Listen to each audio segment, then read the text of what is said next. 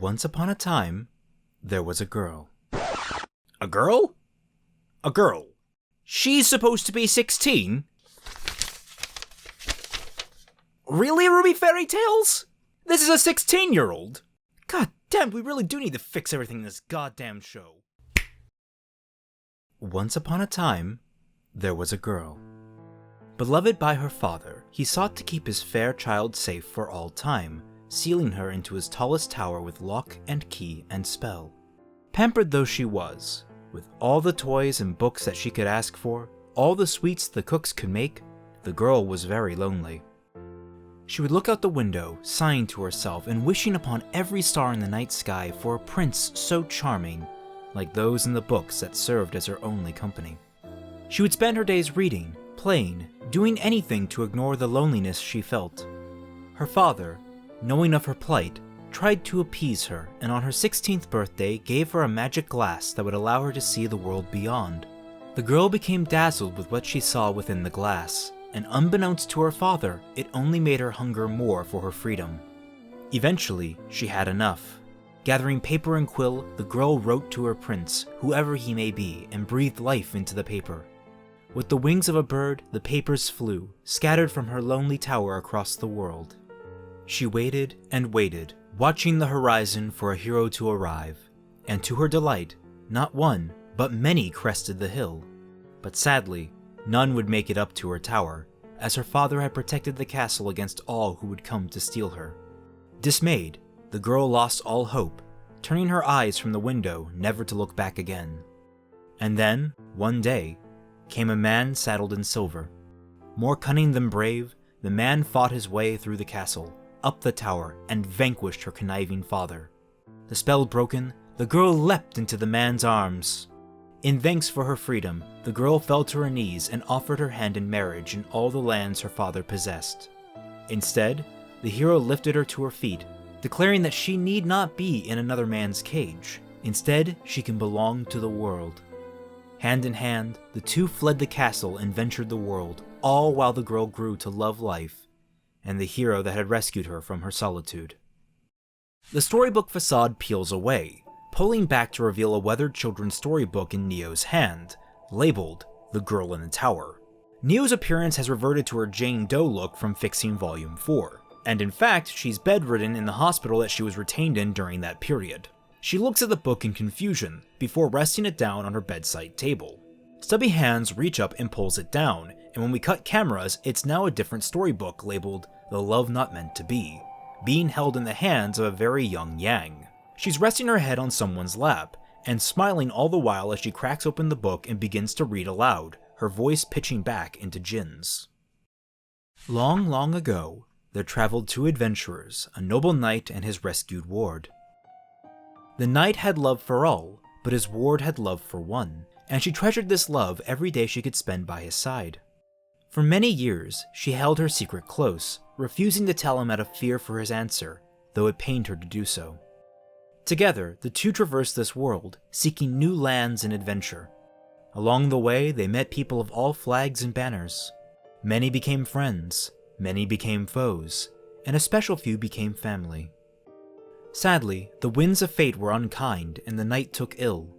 The ward was inconsolable as she searched far and wide. No healer, no spell, no incantation across the world could save him. Finally, she prayed to the gods to save him, night and day, and as his time neared, she anguished whether to reveal her secret. Before she even knew it, the knight found himself at death's door. With his final breaths, the knight looked to his ward and smiled softly. "You are so beautiful, just like I knew you would be." Unbeknownst to her, the knight was wise to her affection, and all he had wished in his final moments was to have her by his side.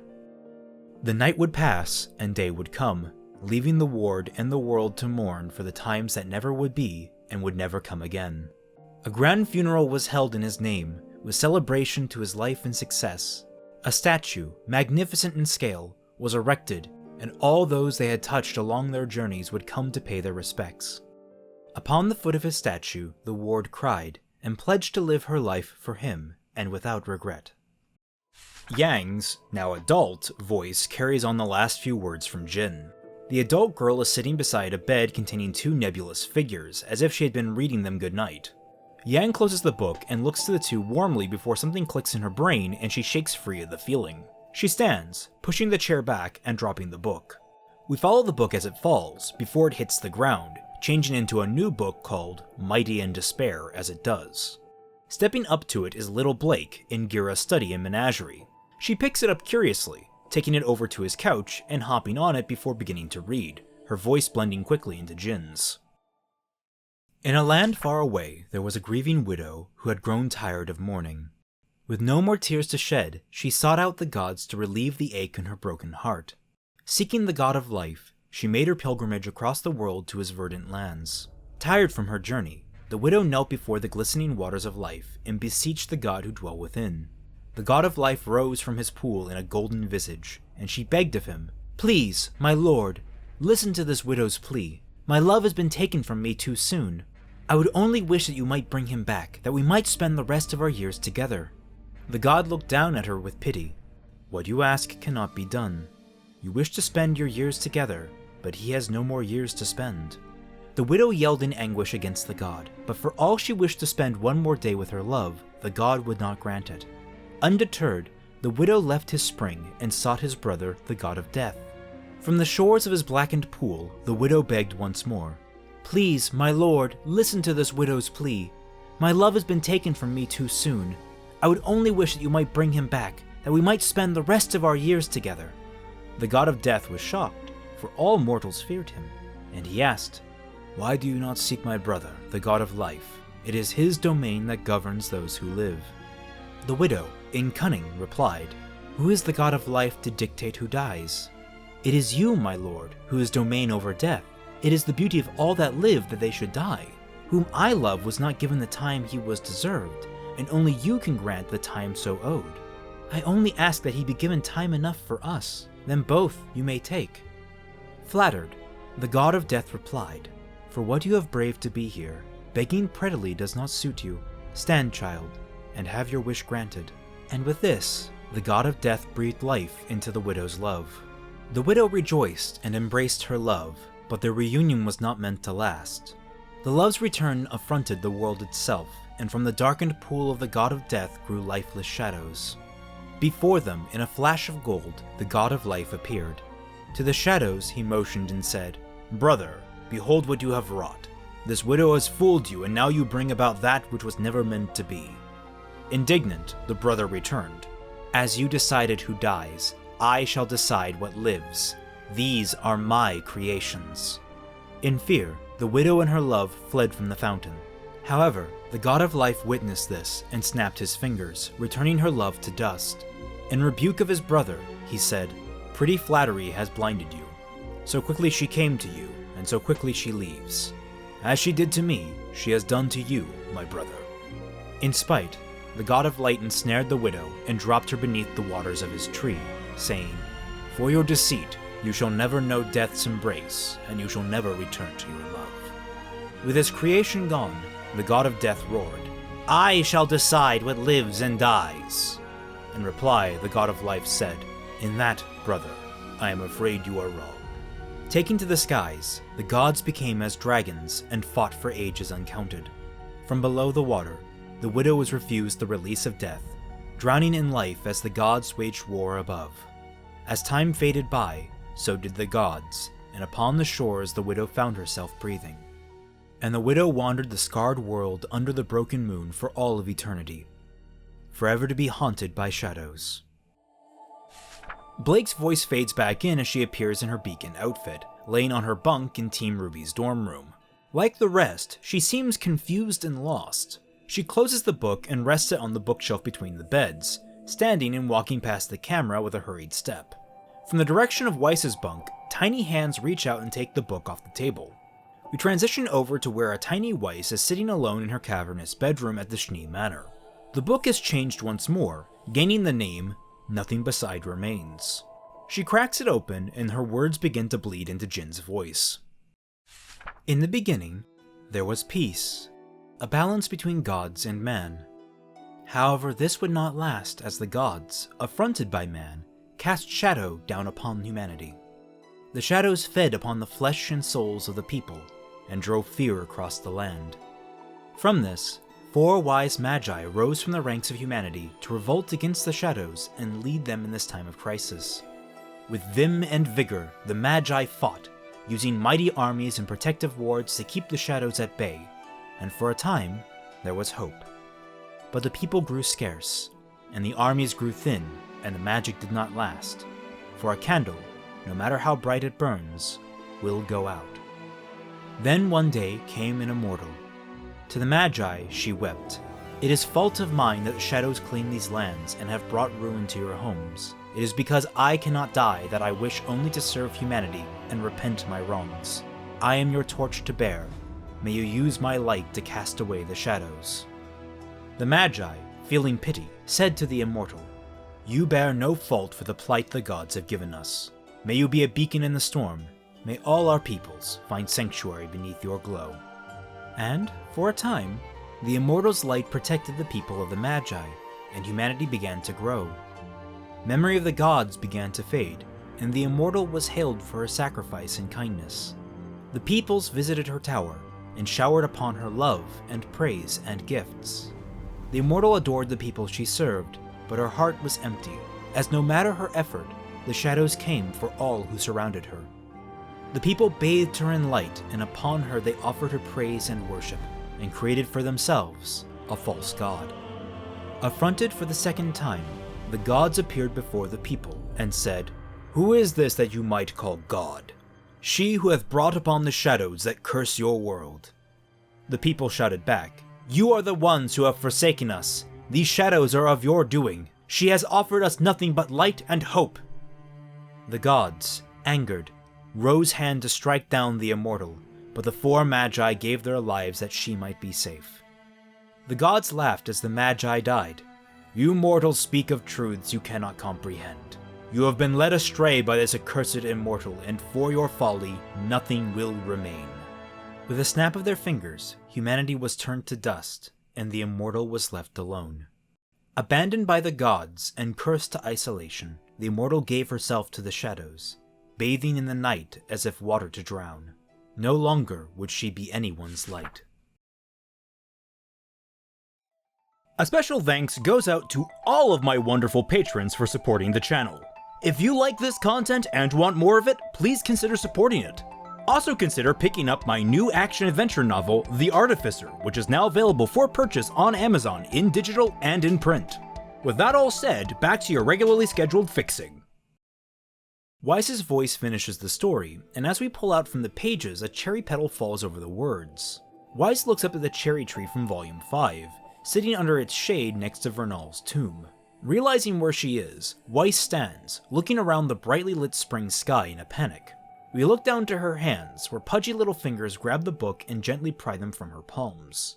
As the camera cuts, we find a 2-year-old Ruby, having just pulled a new book, Timeless Lovers, from the hands of a ghostly figment of her father. Ruby is in her bed while the man sits beside it, appearing despondent, holding one of his hands over his eyes in grief. Ruby snuggles into the covers and looks to him with an innocent, ignorant smile before reading to him. Once more, her voice bleeds into Jin's. There once was a traveler from a long-lost land, said to be sent by the gods. They spoke unto him, Across the globe we have scattered 4 gems, relics of a world once lost. Within each is a semblance of our grace, and the fate of the inheritors of man. Roam these antique lands and gather each gem in turn. When the 4 be brought together, we old gods shall return to cast judgment or salvation upon this world. Take heed, traveler, of the hearts of these inheritors. Should they prove themselves more than mindless shadows, their world shall be freed from sins long past and redeemed. If not, they shall be cast into eternal night, and this world shall truly die. The traveler awoke in a strange land in a strange body that spoke a strange tongue. Beset by beasts, these lands were lost to chaos and confusion, and yet the traveler braved on. Proving himself worth his mettle, the traveler pushed through all hardship and sought the relics at hand. He traveled through battlefield of ash and bone, over lone and level sands, through ruins and decay. Along his journey, he would wear many faces. Always a stranger, the traveler never belonged. Doubt grew in his heart as he saw the cruelties of man, the chaining of their kin, the warmongering of their neighbors, and the torture of their brother and sister. Just as he was to lose faith, he found an angel of the old world, alive though scarred and battered, much as humanity was. But below her scars he found her light, and clung to it as his last vestige of hope. And to her he whispered, "You are so beautiful, just as you have always been." And the angel wept, for none had seen her as more than a curse upon the land. Together, the traveler and the angel set out to complete his task and restore the world, that the gods might judge them worthy, and along the way they made peace with the new world. As his heart came to love this world, and long for its salvation, so too did his adoration for the angel. However, the doubts were not kept at bay forever. The more and more the traveler learned of his fallen angel, the more and more he feared, for the angel's sins were deeply cut into every one of her scars, and upon the god's return, the traveler feared that, much as humanity, she would be taken. Duty and love quartered his heart, and of his gods he began to question. For aeons the traveler suffered, torn between the two things most precious to him, and to his angel he confided his fears. "Noble is your quest, and your love for the people great," the angel spoke. "Upon my body are many scars, and yet such scars dwell within the hearts of man. We need not the gods to redeem us. We shall be redeemed should we choose to be." In her words, the traveler found his answer, secreting away the gems. Quest abandoned, he chose to live and rule among the inheritors of man beside his angel. Within the scars of his heart, he found peace. Ruby's voice overwrites Jin's, and we find a red trailer-era Ruby sitting by her mother's gravestone in spring, reading the book in her lap while kicking her legs lazily off the side of the cliff. Ruby starts, looking around in panic much like Weiss did. She reaches up to her face, finding tears running down her cheeks, and she paws at them in confusion before dropping the book. We follow it as it falls and it disappears behind the branches of a tree, emerging out near the lower branches as a new book entitled The Gods of Kings. The book lands in the open hand of a young crow Branwen, lounging in the branches beside three other ghostly figures. Cracking the book open, Crow begins to read, his voice becoming Jin's after only a moment.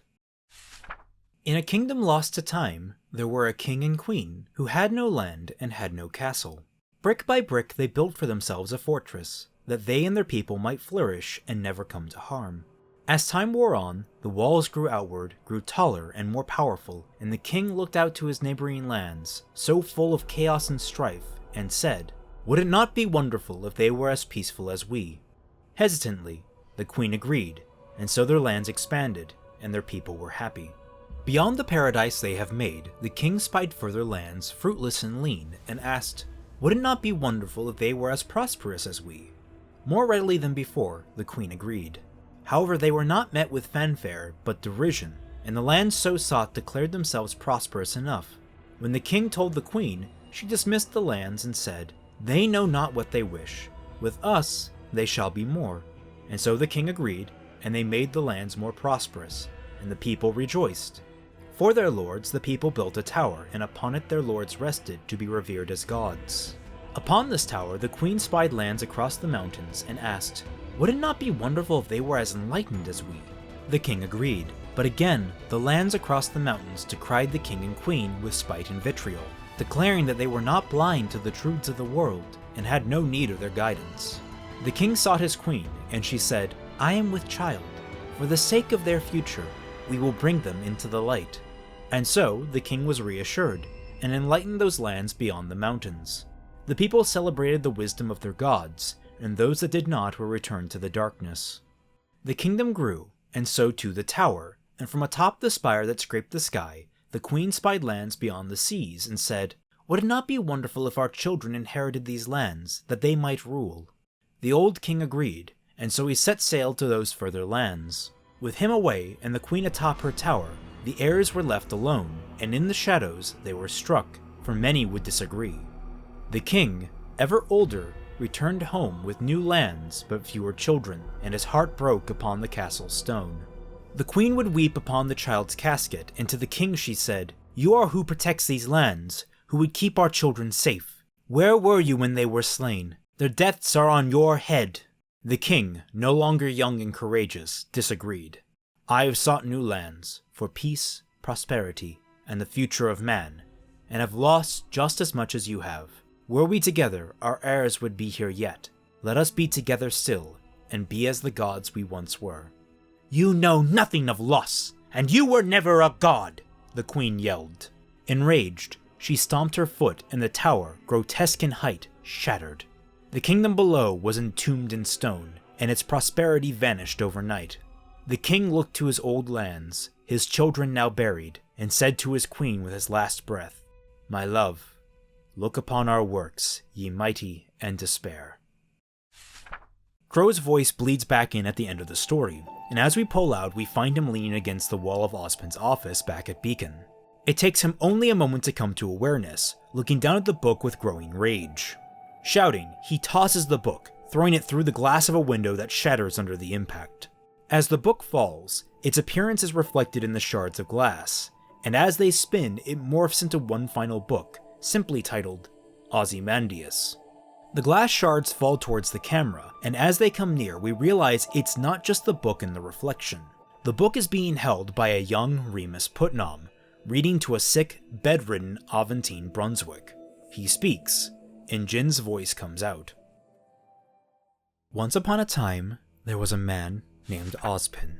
Cursed to live lives that were not his, he was tasked to bring mankind into a brighter day. However, his heart had other plans, for he could not let his lost love go. For lifetimes upon generations, he sought her hand, and in times many and times few, that touch was returned. Though this would not last, as the woman he loved had become bitter towards him and the remnants of the world they once lived in. With her fury turned on these remnants, Ozpin had no choice but to bring arms to his beloved.